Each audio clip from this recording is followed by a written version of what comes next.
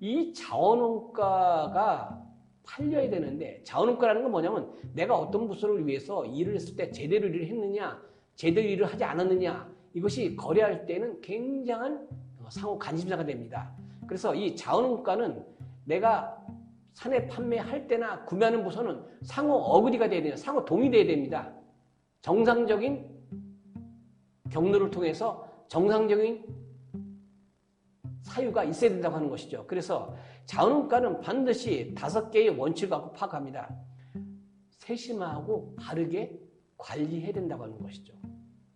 제일 먼저는 이 원가를 최소화시켜내기 위해서는, 이 원가의 낭비원가가 없기 위해서는 경영자가 일단은, 조직의 장들이 일단은 솔선수범해서 경비 절감을 할 필요가 있습니다. 현장에서 일하는 모든 사원들이 경비를 줄여야 되겠다. 처음에 말씀드렸는데 아메바 경영은 무한도전의 정신이 중요하다고 그랬습니다. 이익은 무한증식, 원가는 무한감소. 그러면 현장에서 일하는 사람들이, 돈을 쓰고 있는 사람들이 경비는 최소화시켜야 되겠다. 쓰지 말라는 얘기가 아니라 낭비 원가를 줄여야 되겠다라는 의식을 가져야 된다고 하는 것이죠. 그렇기 위해서는 내가 쓰고 있는 경비들이 얼만큼 지출되어지는지, 그 다음에 이 지출되어지는 이 경비들이 어떤 항목으로 지출되어지는지를 세부적으로 파악할 필요가 있습니다. 그리고 이 경비는 사용을 허락한 예산이 아니고 부가치를 만들어내기 위해서 사업 목표를 달성하기 위한 계획치일 뿐이지 정해진 사용이 허락된 비용은 아니다라는 의미라고 하는 것이죠. 그래서 성과와 연계되지 않는 비용은 허용돼서는 안 된다고 하는 것이죠. 결론적으로 말씀드리면 부가가치를 창출하지 못하는 경우에는 사용할 수 있는 예산은 존재하지 않습니다. 모든 예산은 사업 목적에 따른 부가가치를 창출하기 위해서 지출되는 예산이다라는 것을 명심하시고, 만약에 부가가치를 창출할 수 없는 예산을 집행했을 때고 하는 것은 무책임한 경우다라는 것이죠. 법률 용어라고 말씀드리잖아요. 직무유기라고 하는 겁니다. 해서는 안 되는 일을 우리가 한다고 하는 것이죠.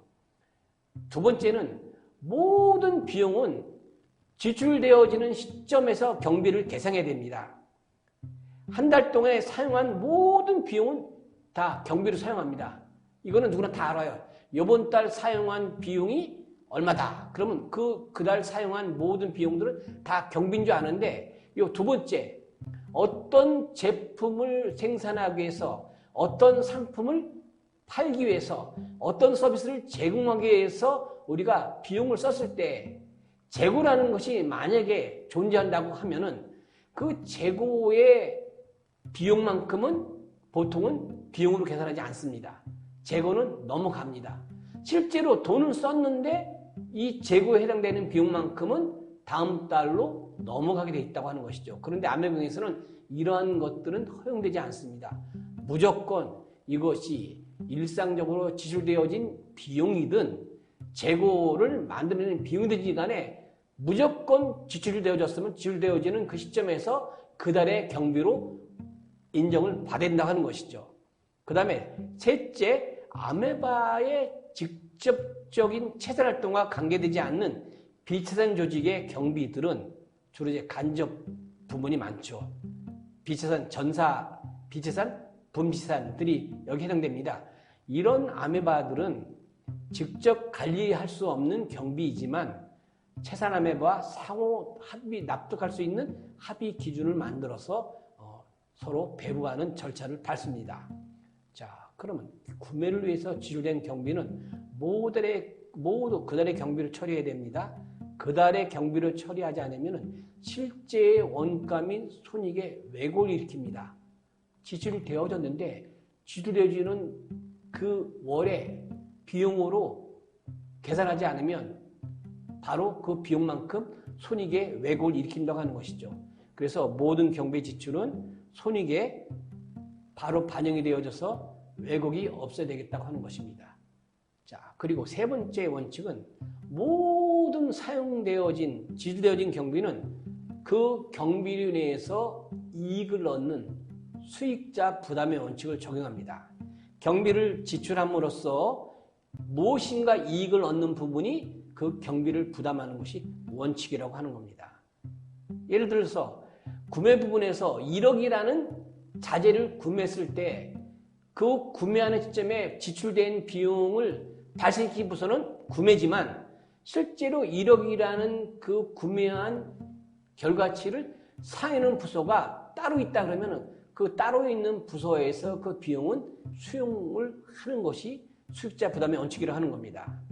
서비스 및 생산활동이나 영업활동에 드는 비용은 물론이고 간접 부분의 공통경비까지 모두 공평 기준화해서 경비를 부담시키는 겁니다. 누가 썼는지 명확하면 원가를 기속한다라고 우리가 표현하고 누가 썼는지는 잘 모르겠지만 일정한 배부 기준을 정해서 배부한다. 그럴 때는 원가 배부라는 용어를 사용하고 있습니다. 자, 아메바경에서는 비채산 조직인 간접 부문은 비용을 발생시키는 비용을 발생시키는 부분입니다. 이 부서는 수익이 없으므로 간접 부문 등에서 발생하는 모든 공통 경비에 대해서는 그 모든 비용은 채산 조직인 직접 부문이 부담합니다. 따라서 모든 경비는 사용을 한 사람이나 조직이 아닌 사용에 의해서 혜택을 받은 사람이나 조직이 부담을 하는 것이 원칙이라고 하는 겁니다. 이것을 원가 기속이라고 우리가 표현합니다. 자, 네 번째는 이 자원원가를 파악할 때 사람에 관련되어 있는 비용, 인간관계비용은 경비로 인식하지 않습니다. 시간당 생산비용은 본래 사원들 한 사람, 구성원 한 사람 한 사람의 근로시간, 업무시간당 어느 정도의 부가치를 창출했는지를 계산하는 제도입니다. 여기서 사람이 원가의 요인이라고 판단하지 않습니다. 사람은 부가치를 만들어내는 원천이기 때문에 우수한 결과를 만들어내는 사람이 많으면 많을수록 훌륭한 부가치, 고성과를 만들어내기 때문에 사람이 쓰고 있는 사람 때문에 발생시킨 모든 비용은 원가라고 생각하지 않습니다. 따라서 이 원가를 경비로 생각하지 않기 때문에 이 인간관계 비율을 이 원가를 경비로 생각하지 않기 때문에 이 원가는 바로 부가가치에 들어가는 부가치의 개념으로서 인간관계 비율을 인식하고 있다고 하는 것이죠. 모든 아메바 리더는 시간당 평균 인간관계 비용을 파악하고 있어야 됩니다. 아, 우리 부서 조직원들이 1시간 일하면 시간당 인간관계 비용이 얼마다. 그러면 시간당 인간관계 비용과 시간당 채산수를 따져보면은 시간당 채산이 시간당 인간관계 비용보다 높으면은 플러스 숫자가 나옵니다. 이걸 흑자라 그러죠. 근데 시간당 채산이 시간당 인간관계 비용도 작게 나온다 그러면은 이 부서는 적자를 만들어낸 부서다라고 평가를 받을 수가 없습니다. 그래서 결론적으로 각 아메바 리더는 우리 시간당 채산의 손익분기점이 얼마 정도를 만들어야 되는가를 항상 인식하고 있어야 된다고 하는 것이죠. 그래서 시간당 채산에 대한 분기점이 적절히 돌아서지 않도록 하기 위해서 나중에 말씀드리겠지만 중점 추진 목표 항목 시트라는 것을 한 달에 한 번씩 만들어서 개선 활동에 임해야 된다고 하는 것이죠. 사람은 코스트가 아닌 부가치를 만들어내는 원천입니다.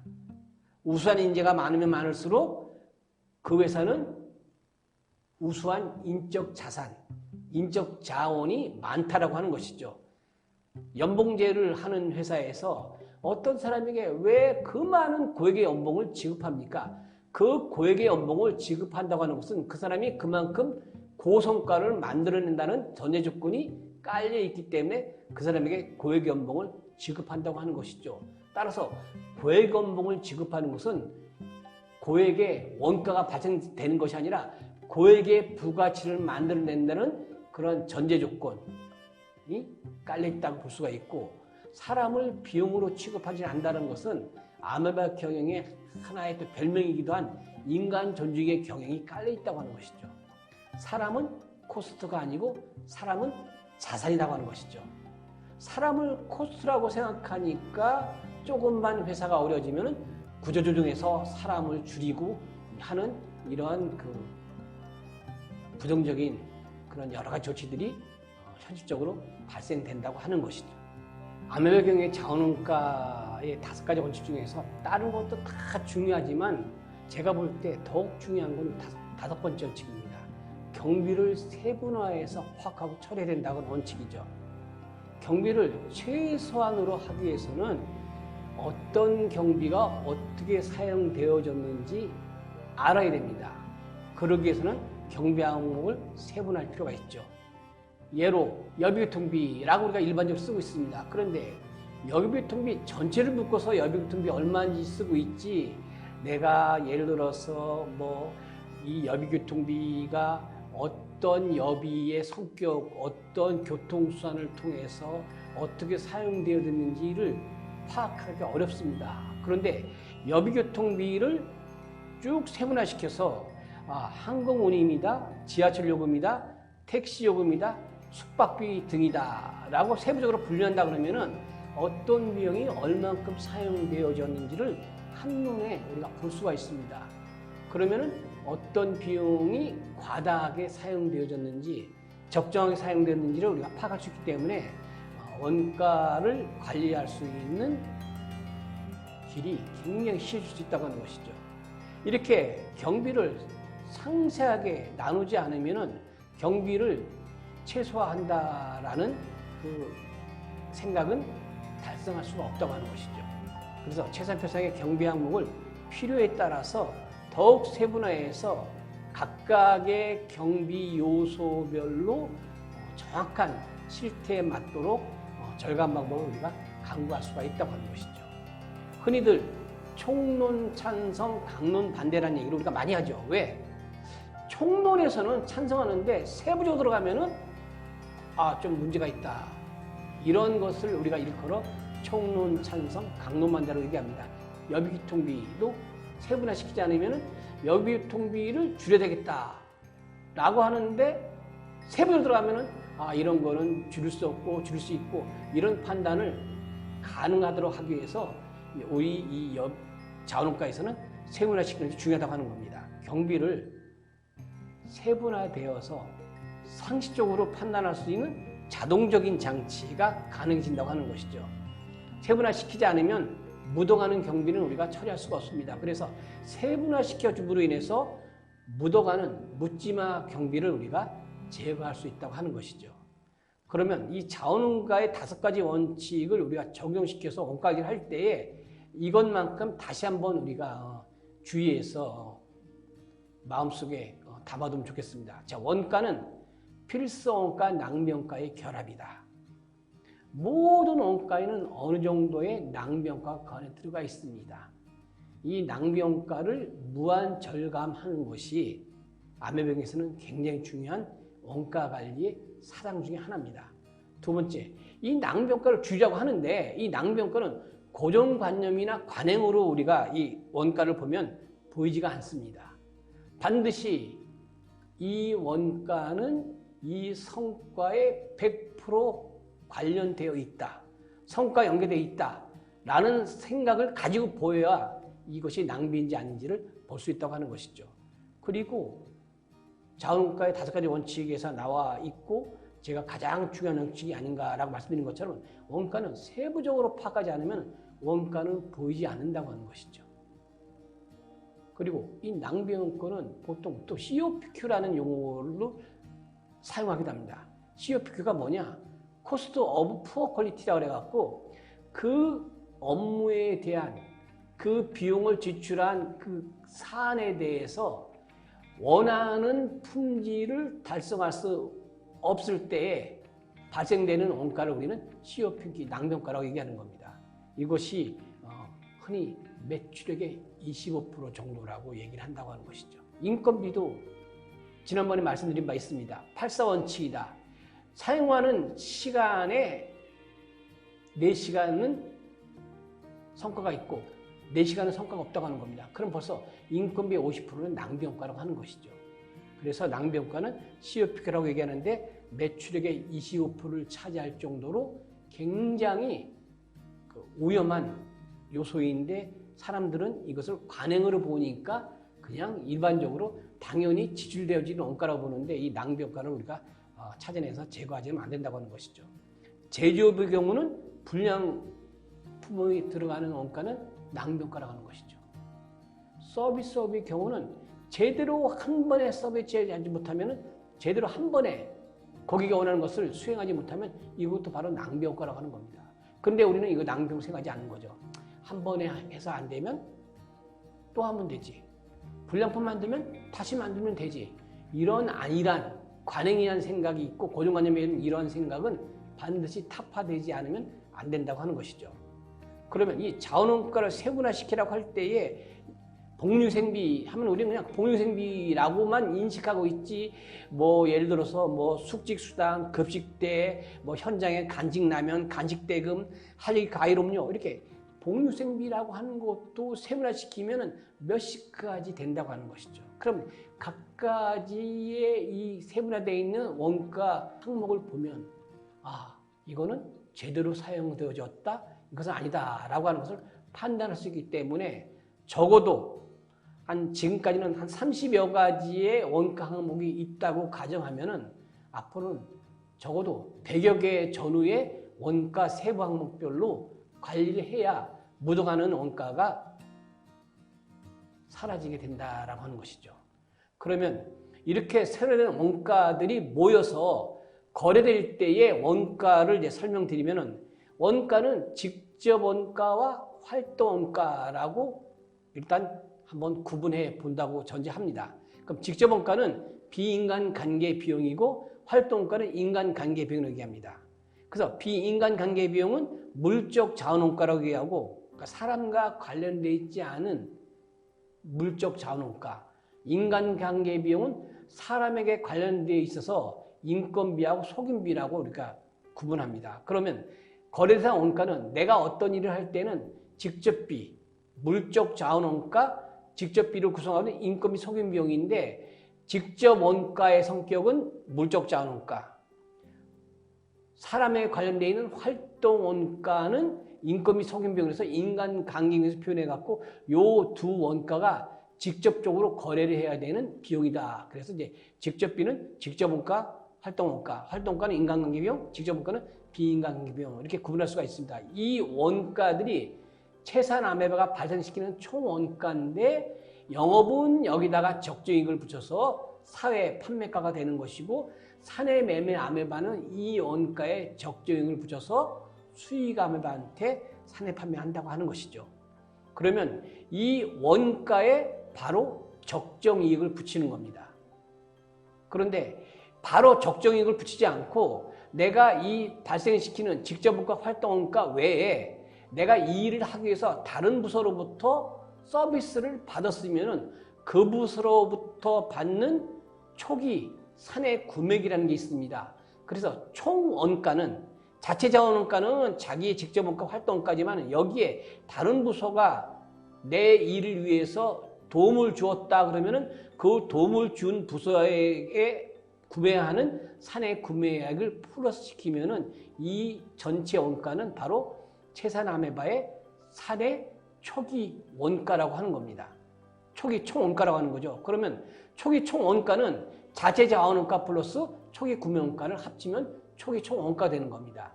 이 초기 총 원가가 바로 사내 매매 아메바가 판매를 하기 위한 평준화 거래하기 전에 평준화 거래라고 하는 것은 초기에는 거래 양 당사자들이 양 조직들이 똑같은 채단성을 올 수 있도록 균형화되어 있는 거래를 할 수 있도록 만들어준 것이 평준화 거래인데 이 평준화 전 초기 매매액은 바로 사내 매매가의 총원가고 총 원가는 자기 자체 원가 플러스 초기 구매 원가다라고 보시면 되겠습니다. 이 원가가 바로 총 거래 대상 자원 원가가 되는 거고, 그러니까 총 거래 대상 자원 원가는 사내 매매 아메바의 총 원가를 의미하는 건데 이것은 평준화하기 전에 초기 매매액입니다. 이익을 여기다 붙여주지 않습니다. 그래서 여기에 이제 적정 이익을 붙이는 겁니다. 이것이 판매 이익인데 평준화할 때는 평준화 이익이 되는 거고 평준화를 하고 난 다음에는 이것이 이제 자율협상 비율이라는 의미로서 전제를 합니다. 그래서 평준화후에는 최종 사내 매매액이 추후 자율협상 거래를 통해서 완비가 된다고 하는 것이죠.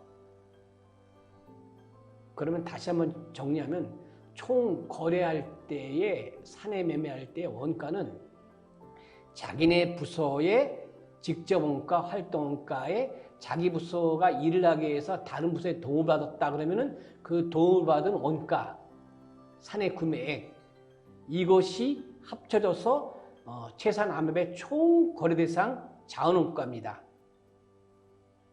여기다가 적정 판매이익을 붙여서 거래가 이루어지는데 적정 판매이익은 초기에는 그 거래 양 조직이 똑같은 채산을 올 수 있도록 협상비율을 정하는 것이고 그 다음에 이 협상비를 적용하고 난 다음에 그 다음부터 어느 정도 정착되고 나면은 서로 똑같은 이익을 주고받는 게 아니라 자율협상에 의해서 이익률을 결정하는 것이 바로 평준화후의 최종 사내 거래액이 된다고 하는 것이죠. 그럼 비채산암매반은 어떻게 여기서 거래에 반영되어지는가? 비채산암매반의 자원원가는 거래 대상이 아니기 때문에 공통비로 채산암매반에 배부하는 비거래 대상 원가라는 것에 주의를 하셔야 됩니다. 거래원가나 공통비는 성과에 연결되지 않으면 낭비원가라고 하는 것이죠.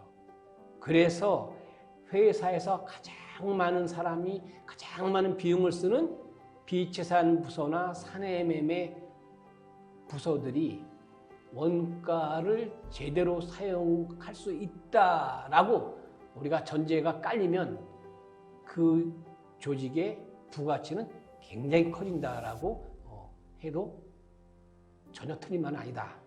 꼭 생각해 주시면 좋겠습니다.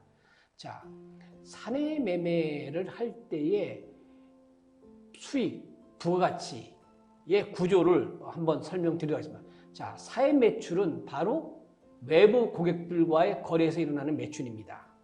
그리고 사외 매출과 사내 판매를 합치면 바로 이게 총 매출이라고 하는 거죠.